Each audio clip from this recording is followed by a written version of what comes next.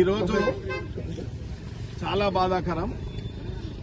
అకాల వర్షాల ప్రభావంతో వడగళ్ల దెబ్బతోని చిన్న చిల్కమర పెద్ద చిల్కమరి రైతు పడిగల యాదన్న గారిది దాదాపు 2 ఎకరాల సన్న వడ్లేసిండు.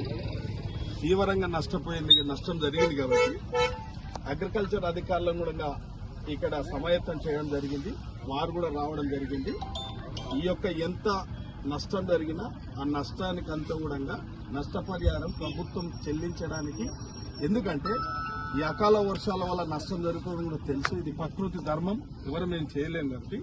అయినా రైతును ఆదుకునే బాధ్యత ఈ ప్రభుత్వం మీద ఉంది. పూర్తి బాధ్యత ప్రభుత్వాన్ని కాబట్టి తప్పకుండా ఈ పంట నష్టాన్ని సంబంధిత అధికారులు, అగ్రికల్చర్ అధికారులు వచ్చి అంచనా వేసి ఈ పంట నష్టం ఎంత చెల్లించాలో తప్పకుండా వాళ్ళ అంచనాల ప్రకారం రిపోర్ట్ ఇస్తారు.